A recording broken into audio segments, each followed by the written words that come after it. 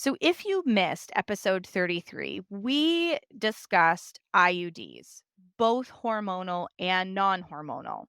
But I felt really called to expand on this topic a bit further and discuss other forms of birth control. In our culture, we tend to normalize taking birth control for everything from actual contraception to cycle related problems like heavy bleeding, cramping, and irregularity. In this episode, I want to examine what hormonal birth control actually does and the risks that, unless you sit down and read the little rice paper insert, you may not be aware of.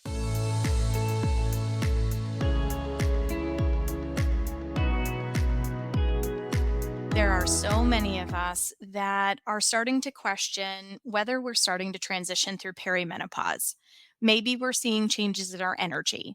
Maybe we're seeing a little more heat at night than we used to. And if our partner pulls the covers up over our shoulder, we might be tempted to smother them with a pillow. Maybe you're feeling like your moods are all over the place and you're not sure why it's happening, or your cycles have changed in length from what you have come to see as a normal, predictable pattern. Whatever it is that's starting to make you question whether you are beginning your perimenopausal transition, I have the answers for you. Join me for Coming into Second Spring. I am offering this course live on September 20th from 6 to 8 p.m. Eastern Time. This course is designed to take you through your journey between the ages of 34 and 49 and teach you about what is going on in your body, what you can expect from your perimenopausal journey, how to know when you're actually in menopause and you've made your transition, and what you can do about any symptoms that may be cropping up that aren't working so well for you. There is a link in the bio, so be sure to join us for Coming into Second Spring and walk into your perimenopausal journey empowered. Hi, I'm Adrienne Irizarry. I'm an Eastern medicine practitioner who is passionate about women's health and helping women live their best lives. My goal is to put you in the driver's seat of your menstrual health, offering period solutions for a symptom-free life. Statements made in this program are for educational purposes only and not intended as a substitution for medical consultation or advice. We do not claim to diagnose, treat, or cure any diseases. This podcast is inclusive and welcomes all gender identities. The focus of the program is on biological function, and we will use the term women throughout, but it is referencing physiological and social challenges for biology, not identity. Come as you are, I am happy you're here and welcome all performances of identity. I hope you find something helpful in this show. Welcome back to another episode of the Reproductive Rebel podcast. I want to continue our conversation around birth control. I am not anti birth control. Let me start out by saying that. I am very pro informed consumer. And actually, one of the reasons I started Reproductive Rebel is because of the vast majority of people who, like, they would come through the doors of my practice, and it was really apparent that they had not been properly educated about certain things that they had made decisions about. And as we were able to have a one on one conversation about it, they felt very differently about the decision that they had made and they wanted to make a change. So here is where I feel like Reproductive Rebel comes in. You deserve to make decisions about your body with all of the information that's available to you, whatever that decision is. Okay, so I don't want my episodes about birth control or whatever to come across as, oh, well, you shouldn't use this in general. And it's not that. It's the fact that there are some really insidious little side effects that come to a head that change lives, that create fertility challenges for people who use birth control for long periods of time and don't fully understand the choice that they're making. I was one of those people. I've seen hundreds of them in my practice. So here we go. This is what we're talking about today on Reproductive Rebel. So in episode 33, we discussed IUDs. Okay, if you didn't have a chance to check out that episode 33, we talk about IUDs. And I think that that's a really good one to start with because we talked about both the hormonal and non hormonal options. But I want to expand our look at birth control a bit further and discuss specifically hormonal forms of birth control. Now, while some of these risk factors, considerations, etc., are true and were discussed in episode 33 regarding hormonal IUDs, I am more specifically talking about other hormonal options like implants and pills, for example. So, in our culture, we tend to normalize taking birth control for everything from actual contraceptive reasons to cycle related problems like heavy bleeding, cramps, cycle irregularity, etc. In this episode, I want to examine what hormonal birth control actually does and the risks that, unless you sit down and read that little rice paper insert that comes with the birth control pills, you may not be aware of. Okay.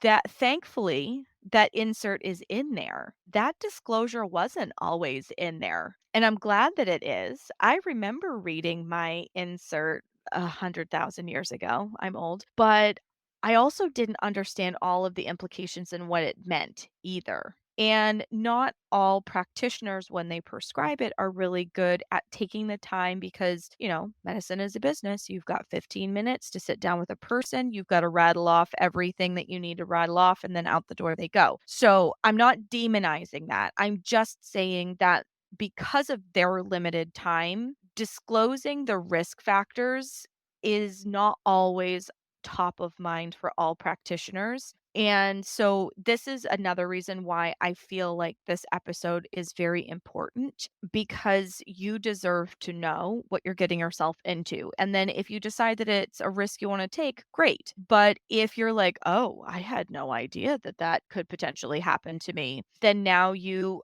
are able to take that information and run it through your own filter, check in with your body and go, so does this feel aligned to me or not? So I'm going to myth bust for a second. One of the biggest misunderstandings that women have about hormonal birth control is that it regulates the cycle. Oh my God. This is a point that makes me absolutely bonkers. You want to wind Adrian up? Let's talk about this one for a second. Man, if I had a nickel for every time I heard someone say, I was having fill in the blank issue, could have been heavy bleeding, could have been cramping, could have been, my cycle was 36 days, then it was 25 days, then I didn't have one for a long time, whatever the issue was. And my doctor put me on birth control to regulate my cycle. If I had a nickel for every time I heard somebody say I was put on birth control to regulate my cycle for fill in the blank issue, I wouldn't have to work anymore because I would be filthy rich. Okay. This is not true. And I pause there for emphasis because I know for some of you, this notion might be rather revolutionary. So hear me out. Hormonal birth control does not regulate anything. I'm going to say it again because if this is the only gem that you take out of this episode, this is the one I hope you take with you. Hormonal birth control does not regulate anything. What it does do is suppress hormone communication in your body. It arrests your hormone communication, it stops it, so that you either don't ovulate at all or your uterine lining doesn't fully develop to support implantation, or in some cases, I'm thinking like Nexplanon, for example, it creates a thick mucousy barrier so that no implantation can take place. Okay. The medication is designed to interrupt a healthy process in your body. So let's think about that for a second. When we take medication, it's usually to address a symptom of imbalance in the body. The blood pressure is too high, the cholesterol is too high, et cetera, and it's to balance out an undesirable symptom. Now, while I can talk forever about the fact that I don't think pharmaceuticals really create any balance of anything, for the sake of this illustration, it is to reduce an adverse symptom in the body. Sometimes doctors will even prescribe medications to address the side effects of meds that they put you on. For example, one classic one I see in my office all the time is I put you on birth control because you're having bleeding issues and now your blood pressure is too high. So let me give you a blood pressure medication like lisinopril. Okay. That is a common one that I see in my office. It is a slippery slope. The root of this idea, though, is that the medication is to address a symptom that is expressing itself in the body, and that is not what birth control does. It stops hormones from communicating as they were born to do.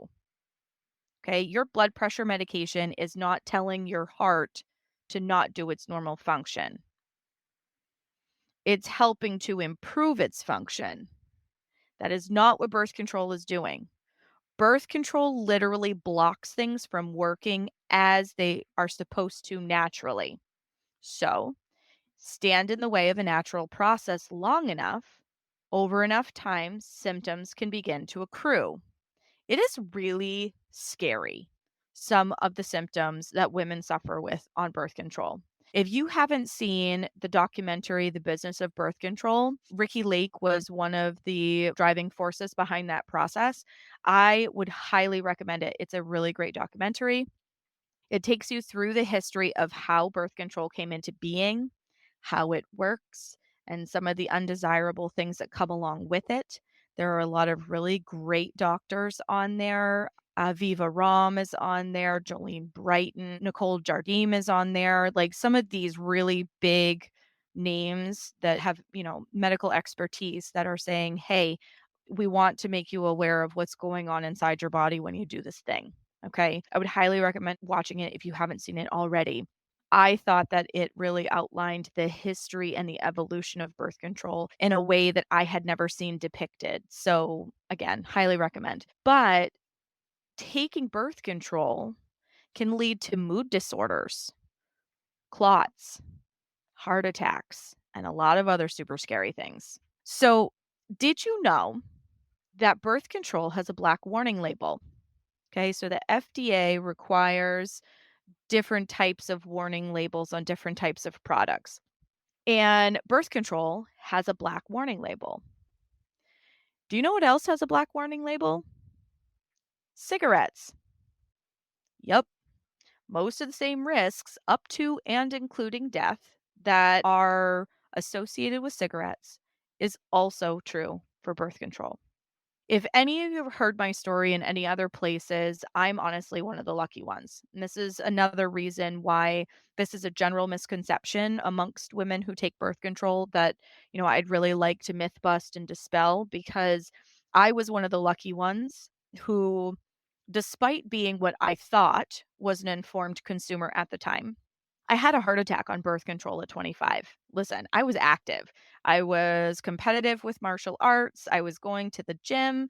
I had literally been at the gym the day before and I had done Les Mills RPM class and I had weightlifted. And I woke up the next morning with chest pain and numbness in my arm that increased throughout the course of the day. At first, I thought maybe I just pinched something when I was working out last night. And as the day went along, I started having pain in my back. I had less sensation in my hands, and I started to get really scared.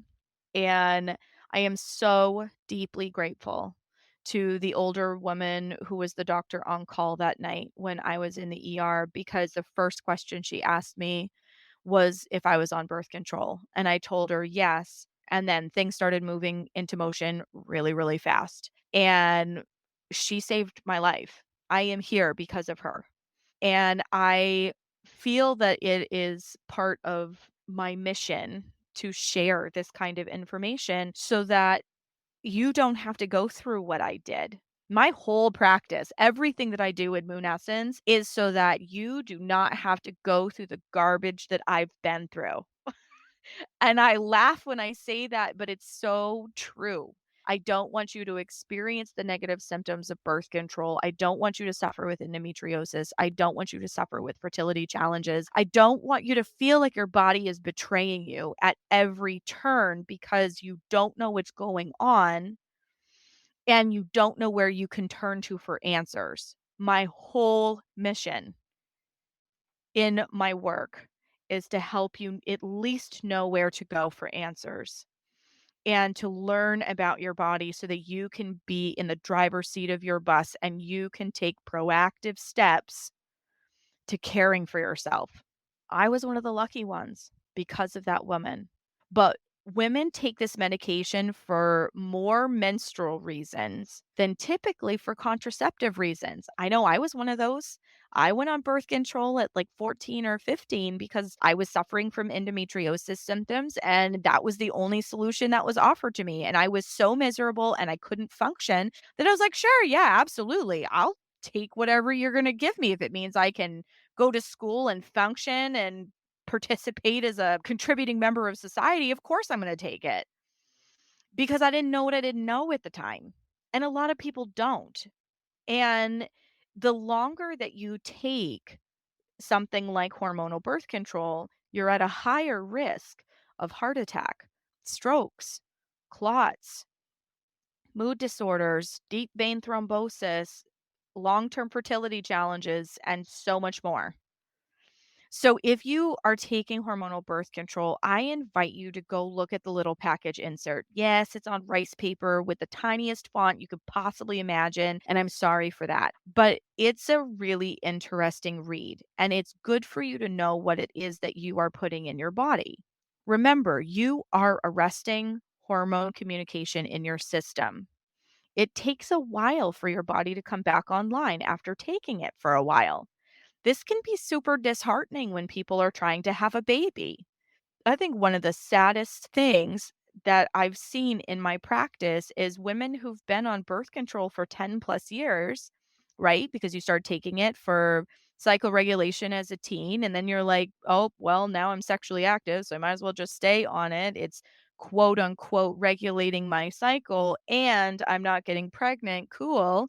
Right? You meet the love of your life and you want to try to have a baby with them, and then you're like, well, crap, the doctor told me I'd go off of it and I have 1 cycle and I can start trying.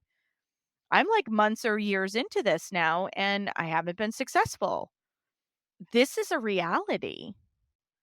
And it's heartbreaking for me because medication like this leaches some critical nutrients that you need for fertility, like chromium, selenium, magnesium, zinc. When I work with people, I start helping to repopulate this and other things in the system that have helped the body to communicate with itself better and bring it back into right relationship so that you're ovulating regularly so that you can actually have a chance at trying to conceive.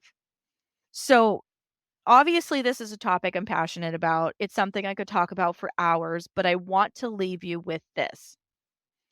If you are considering taking it, or if you are taking it, even, I want you to consider why you're on it.